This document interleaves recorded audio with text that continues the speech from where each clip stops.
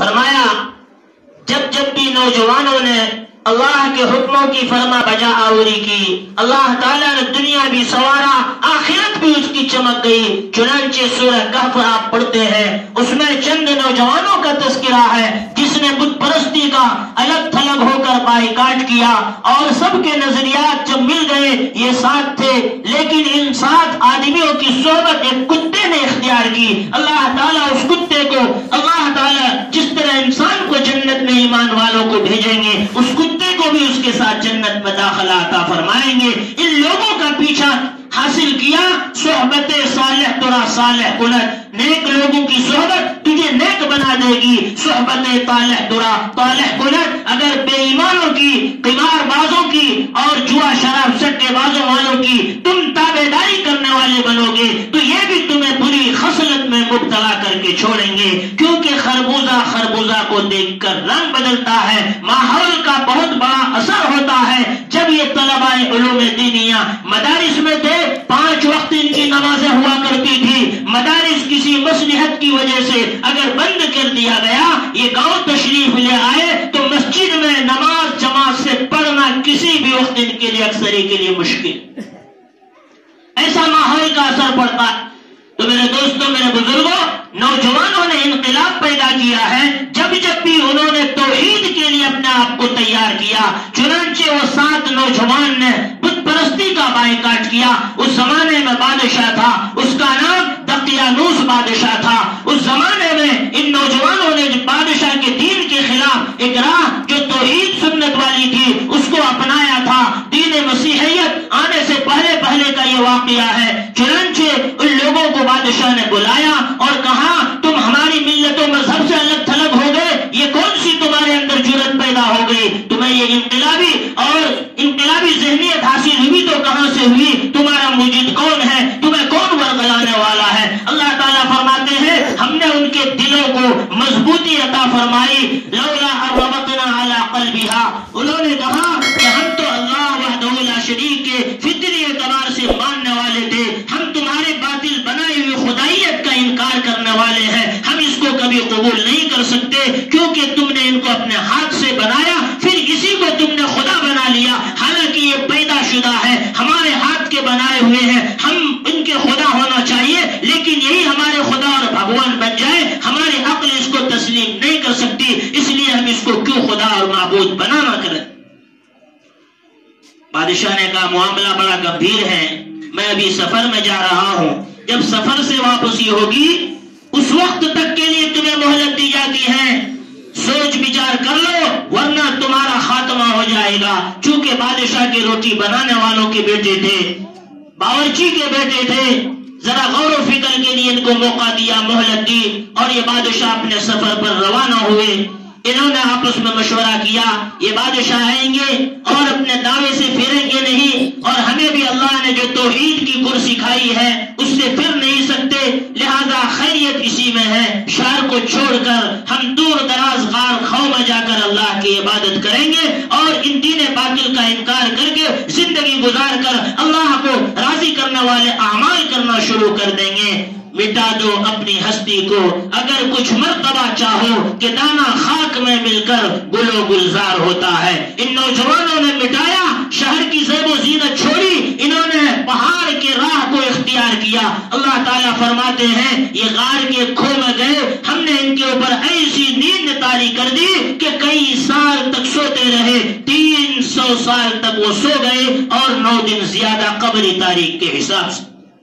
وَازْدَادُوا تِسْعًا قرآن فرماتے، پھر اللہ تعالیٰ فرماتے ہیں ہم نے ان لوگوں کو دوبارہ اٹھایا، یہ سوتے حالت میں کروٹیں بھی بدلتے تھے اور نہ دیمک نے اس کو چاٹا، کبھی کبھی انہیں دھوپ بھی لگا کرتی تھی۔ وہ غار اس انداز کا تھا، آج تک کسی سائنس نے جو قرآن کریم نے بتلایا ہے اس غار کی تحقیق نہیں کر سکا، اس کا پتہ نہیں لگا سکا۔ یہ چاند اور مریخ پر پہنچنے کے دعوے کر لے، لیکن جو دنیا کے اندر اللہ تعالیٰ نے حالات فرمائے، یہ قول محمد قول رسول، فرمان نہ بدلا جائے گا، بدلے گا زمانہ لاکھ مگر قرآن نہ بدلا جائے گا.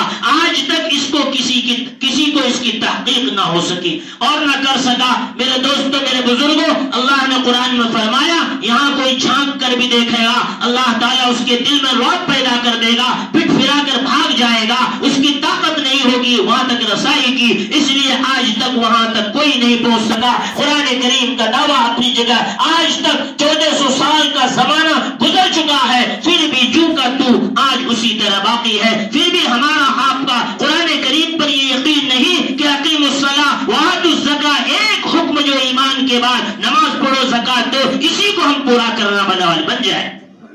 جب یہی ہمارے جو روزمرہ میں اہم عمل ہے, اہم عبادت ہے, وہی ہم نہیں کر پاتے ہیں. ٹھنڈی کا بہانہ ہے, گرمی کا بہانہ ہے, سردی کا بہانہ ہے, بخار نزلے زکام کا بہانہ ہے, جماعت کی چھوڑنے کے عادی ہو گئے ہیں. اللہ نے فرمایا تمہاری جماعت ایک مجاہدین کی صف کی طرح ہے. اگر تم نے جماعت کے اندر رہ کر آپس میں اختلاف کیا, تمہارے دلوں کو اللہ تعالیٰ آپس میں نفاق اور مخالفت پیدا کر دیں گے. آج بھائی بھائی سے ٹکرا رہے ہیں, ماں بیٹی سے ٹکرا رہی ہے, باپ بیٹے میں بناؤ نہیں ہو رہا ہے. میرے دوستوں میرے بزرگوں, یہ قیامت کی نشانی ہے. قرآن کہتا ہے یوم یفر المرء من اخیہ, اس دن انسان اپنے بھائی سے دور بھاگے گا, وبنی اپنی اولاد کو چھوڑ دے گا, وصاحبتہ واخیہ, جس جورو کے ساتھ رات گزار کر ٹھنڈیاں وہ کاٹا کرتا تھا, اس جورو کو بھی لات مار کے الگ تھلگ ہو جائے گا. میرے دوستوں یہ قیامت کا نقشہ دنیا میں ذرا ذرا سی بات کے لیے ہم آپ دیکھ رہے ہیں. کوئی بیٹے کو چھوڑ کے بھاگ رہے ہیں کہ اس کی ذمہ داری اٹھانا نہیں چاہتا.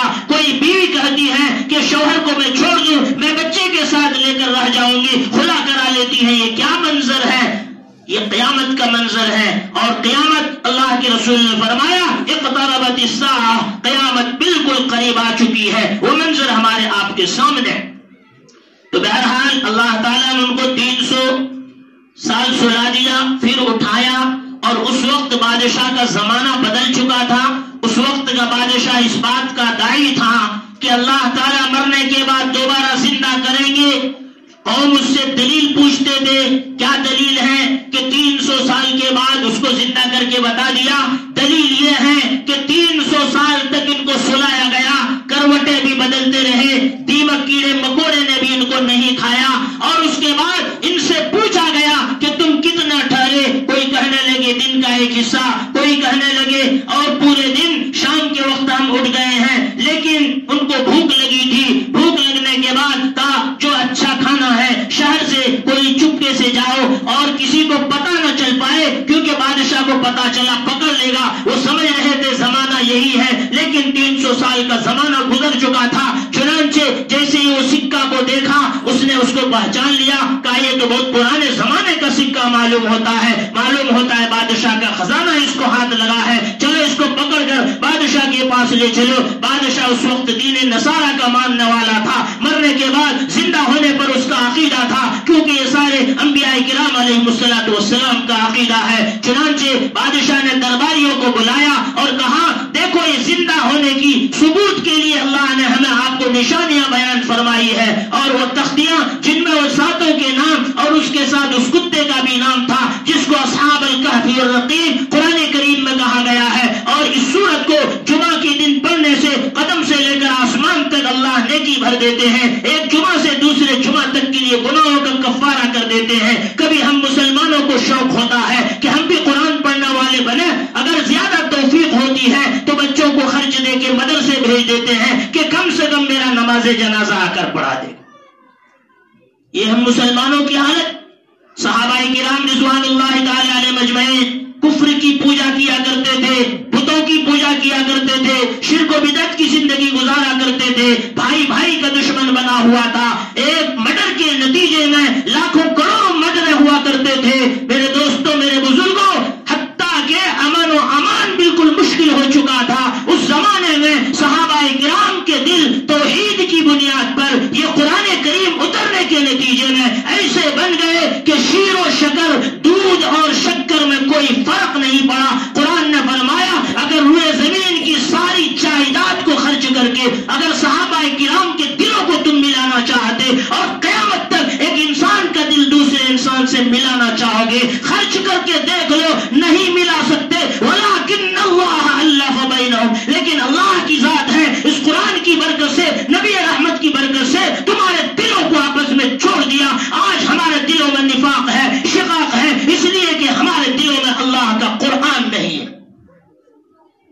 آج ہم مدارس کو چند پڑھے لکھے حضرات سے جو کما حق و عالم بھی نہیں ہے امامت کرا لیتے ہیں تاکہ ہماری دنیا کی ضرورت پوری ہو جائے. اس کو ہم نے دینی ضرورت ہی نہیں سمجھا. بعض مسجد میں تو امام ہی نہیں رکھتے ہیں کہ امامت کو کھانا پلانا یہ سب ذمہ داریاں مجھے کیوں برداشت کرنی پڑے.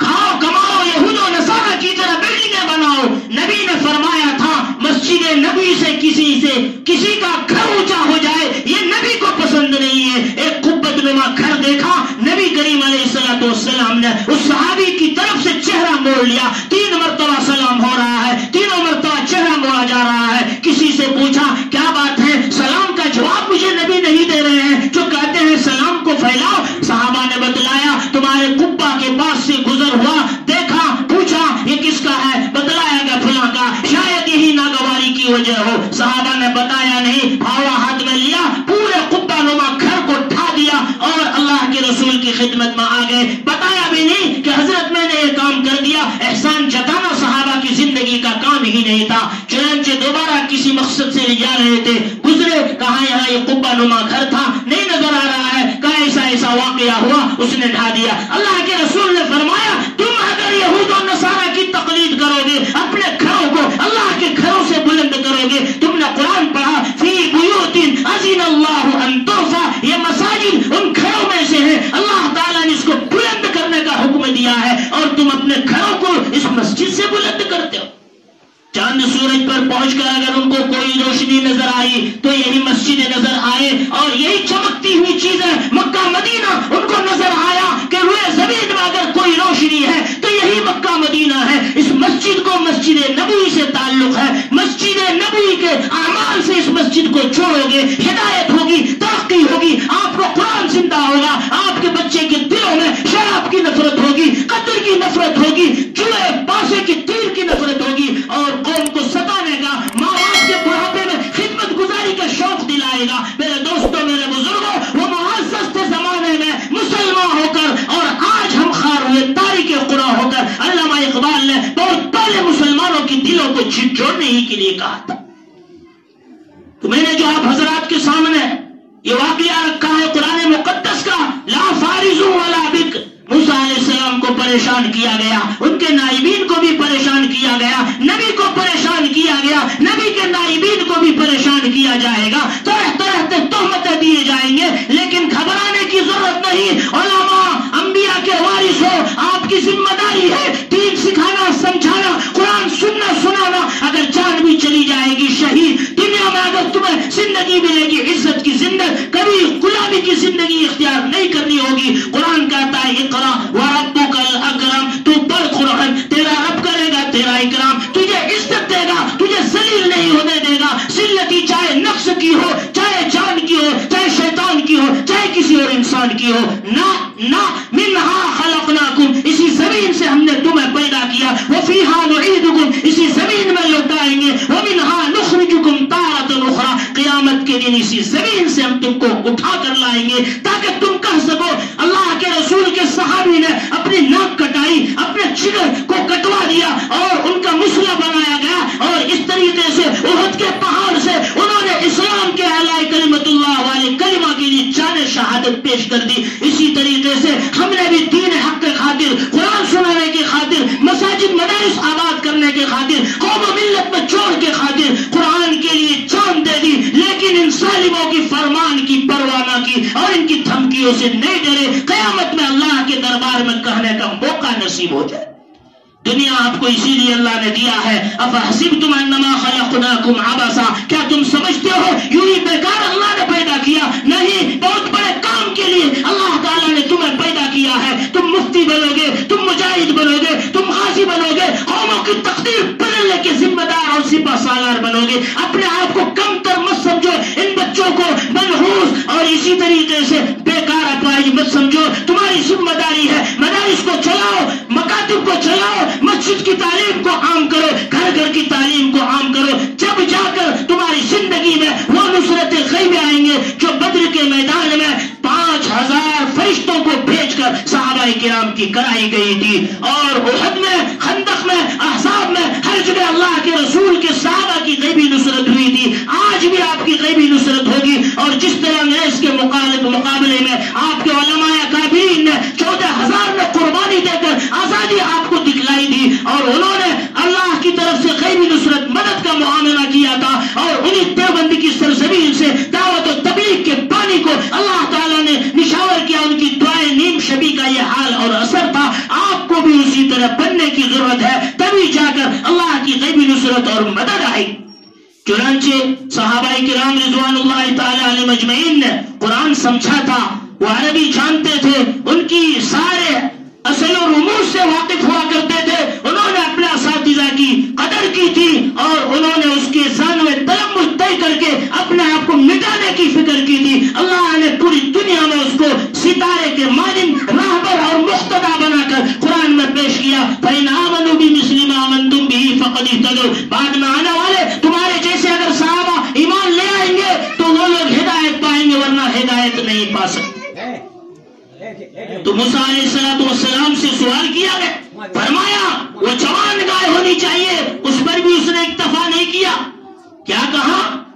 اس نے کہا کہ اور مزید صفت بیان کی جائے۔ اللہ سبحانہ و تبارک و تعالیٰ سے پوچھا، کہا موسیٰ کہہ دو وہ گائے ایسی ہونی چاہیے، لا ذلول تثیر الارض ولا تسقی الحرث، وہ گائے ایسی ہونی چاہیے کہ وہ بوجھ برداری اس کے ذریعے سے نہ کیا جاتا ہو اور اس کے ذریعے سے کھیت نہ جوتی جاتی ہو۔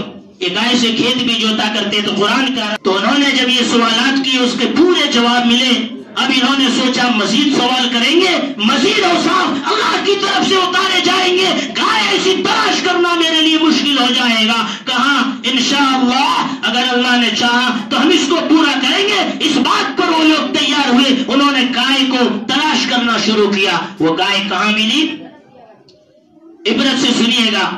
وہ گائے ایک ایسے نوجوان اور اس کی والدہ کے گھر میں ملی جو شوہر کے انتقال کے بعد اس بچے کی دینی پرورش کرتا رہا، ماں کے آداب سکھلاتا رہا۔ وہ بچہ ماں کا ایسا شعار، کبھی ماں کی اجازت کے بغیر کچھ لینا دینا بھی اس کو گوارا نہ تھا، ایسی زندگی گزاری۔ شاید کوئی ایسا نوجوان آج ماں کے حکموں کے مطابق چلتا ہوگا۔ میرے دوستوں، میرے بزرگوں، ایک بھائی ماں کو رکھ لیتا ہے، دوسرا بھائی سمجھتا ہے چلو میرا تو پیچھا چھوٹ گیا ورنہ تو میری حالت خراب ہو جائے۔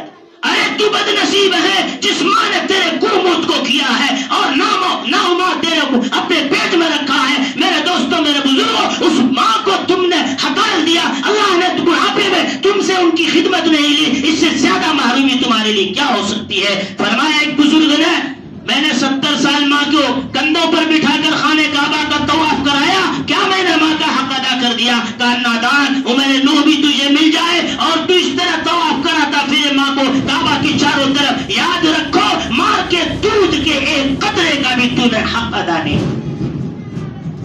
تو میرے دوستوں، میرے بزرگوں، بچہ ماں کا فرما بردار، باپ کا انتقال ہونے لگا، ماں حاملہ تھی۔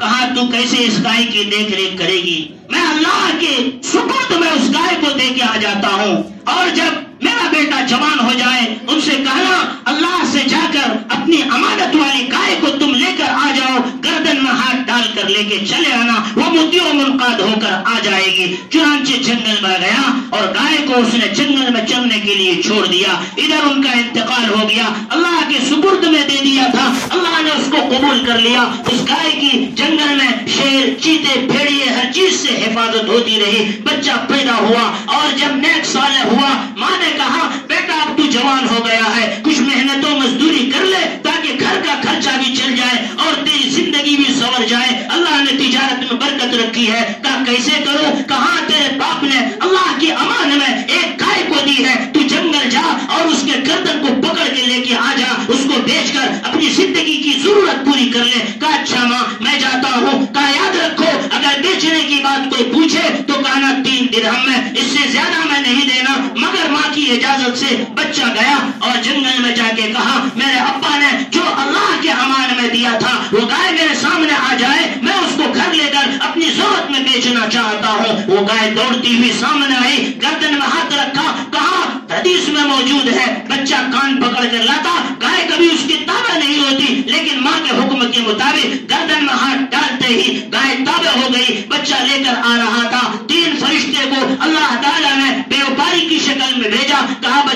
گائے بیچو گے؟ کہاں بیچوں گا؟ کہا کتنے میں؟ کہا 3 دینار میں۔ کہا 3 نہیں، میں تمہیں 9 دیتا ہوں، تم اس کو بیچ دو۔ کہا نہیں، ماں کی اجازت کے بغیر نہیں ہو سکتی، ماں سے پوچھوں گا، ماں کہے گی تو میں بیچ دوں گا۔ چنانچہ انکار کر دیا، گھر آیا، ماں سے پوچھا، ماں نے کہا ٹھیک ہے، جاؤ تم 9 درہم میں بیچ دینا۔ دوسرے دن، پہلے 3 میں ہوا تھا، دوسرے دن 6 میں، تیسرے دن وہ آیا بیچنے کے لیے دوسرے دن، تو اس نے کہا کہ ٹھیک ہے، میں تمہیں 9 درہم میں بیچنے کے لیے تیار، لیکن ماں کی اجازت سے۔ چنانچہ اس نے کہا کہ بچہ اس گائے کو بیچنا مت، اس گائے کو رو کے رکھو، اللہ تعالیٰ تمہیں اس کی اتنی قیمت دے گا جب تک کھال میں بھر کر سونا دینا منظور نہ کرے، تم نہ دینا، اللہ تمہاری ضرورت کو ایسی پوری کرے گا۔ ماں باپ نیک صالح ہو، اللہ اولاد کے لیے ایسے راستے ہموار کرتے ہیں، قرآن میں موجود ہے، میں اپنی جیب سے نہیں کہتا، سورہ بقرہ کی تفسیر اٹھا کر پہلے پارے میں پڑھ کے دیکھ لیجئے، اللہ تعالیٰ نے یہ واقعہ بیان کیا ہے یا نہیں کیا ہے، آپ کو پتا چل جائے۔ چنانچہ اس نے رو کے رکھا، یہ بنی اسرائیل تلاش کرتے کرتے وہاں پہنچے ہیں، ماں بیٹے کے پاس، ماں سے کہا یہ گائے بیچو گے کیونکہ اس کے اندر وہی اوصاف ہے جو ہمیں موسیٰ علیہ السلام نے بتلائے تھے، کہا اس شرط پر اس کی کھال میں بھر کر سونا دینا ہوگا۔ منظور کر لیا، وہ کرنے والے نہیں تھے، لیکن چونکہ بہت موسیٰ علیہ السلام کو پریشان کیا تھا، اب مجبوری پڑ گئی تھی، مزید تفصیل بتائے جائیں گے تو ہم گناہگار نہ ٹھہر جائے، اس لیے مجبوراً ان کو کرنا پڑا۔ قرآن کہتا فَذَبَحُوهَا وَمَا كَادُوا يَفْعَلُونَ، وہ کرنے والے نہیں تھی لیکن بادل ناخواستہ انہوں نے اس کو کیا۔ تو میرے دوستوں، میرے بزرگوں، نوجوانوں نے جب بھی اللہ کے لیے بازی لگائی، اللہ اور اس کے رسول کے حکم کے مطابق زندگی گزاری، وہ کامیاب ہوئے۔ آپ حضرات بھی نوجوان ہیں، آپ حضرات بھی سمجھدار ہیں، اور جب تک آپ کی عقل کام کر رہی ہے اپنے آپ کو بوڑھا مت سمجھیے۔ میرے دوستوں، میرے بزرگوں، اس وقت تک دین کی محنت میں لگیے، قوم کے بچے کی فکر میں لگیے، اللہ سبحانہ و تبارک و تعالی آپ کے ماحول کو ایسا بنائے گا کہ نوح علیہ السلام کے اولاد میں جیسی برکت ہوئی اس سے بھی زیادہ مزید برکت ہے اللہ آپ کو عطا فرما سکے۔ اللہ کے خزانے میں دیر ہے اندھیر نہیں ہے، ہر باطل طاقتوں کا مقابلہ کرنے والے یہ آپ کے نوجوان افراد تیار ہو جائیں گے، آئندہ آنے والی نسل قیامت تک ان کا مقابلہ کرتی رہے گی۔ نور خدا ہے، کفر کی حرکت پہ خندہ زن، فوکوں سے یہ چراغ بجھایا نہیں جائے گا۔ میرے دوستوں، میرے بزرگ، ہم نے جو کچھ یہاں پر سنا ہے قرآن و حدیث کی روشنی میں تہیہ کر کے دل کی گہرائی سے یہ کوشش کریں، ہم میں سے ہر انسان قرآن کریم کو صحیح الفاظ سے سیکھنے کی کوشش کرے گا، بال بچوں کو سکھائے گا، گھر کی خواتین کو سکھائے گا۔ امام بخاری نے ایک بات باندھا ہے کہ جس نے اپنی باندی کو پڑھایا لکھایا، اچھی تعلیم دی، آزاد کر کے شادی کیا، اس کے لیے 2 اجر ملیں گے، لیکن ایک بیوی ہے ان کے لیے کوئی باب نہیں باندھا۔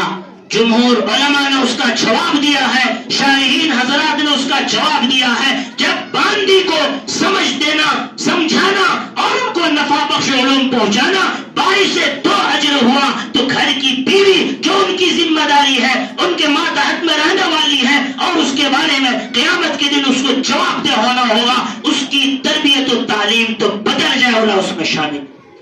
اس لیے فرمایا کہ 4 آدمی جو جہنم میں جلیں گے اپنی ذمہ داری کو نہ پورا کرنے کی وجہ سے، اس میں ایک شوہر بھی ہوگا۔ دنیا کے سارے حکم کیے، بیوی نے تمہارا کہاں مانا ہے، لیکن تم نے عاشروہن بالمعروف، قاعدے کے ساتھ ان کے ساتھ زندگی گزارو، کبھی ان کو دین کے لیے فرصت دیا، تعلیم کے لیے فرصت دیا، نہیں سمجھ میں آتا تھا کتنی مفتیان کرام سے پوچھ کر ان کو بتلایا، دیندار بنانے کی کوشش کی، نہیں کی، تو میرے دوستوں، میرے بزرگوں، آپ کی بھی پکڑ ہو جائے گی، آپ بھی جہنم میں جانے والے بن جائیں گے۔ اس لیے ضرورت ہے، ایک عورت پڑھتی ہے پورا خاندان سنور جاتا ہے، پڑھائی کی شکل بنتی ہے، ایک مرد پڑھتا ہے اگر پڑھایا لکھایا تو ٹھیک، ورنہ کام میں جا کے لگ گیا، اس سے قوم سماج کو کوئی فائدہ نہیں ہوتا۔ عورت گھر میں رہ کر بچے کو پڑھا سکتی ہے، بچی کو پڑھا سکتی ہے، قوم کے خاندان کی عورتوں کو پڑھا سکتی ہے، کیونکہ یہ ہمیشہ گھر میں رہا کرتے ہیں، اس کا اثر زیادہ ہوتا۔ تو میرے دوستوں، میرے بزرگوں، ہم آپ اللہ سے دعا کریں، جو کچھ ہو گیا، آئندہ اللہ عقل کے ناخن لے کر شریعت مطہرہ کے مطابق زندگی گزارنے کی توفیق عطا فرمائے۔ وما علینا الا البلاغ۔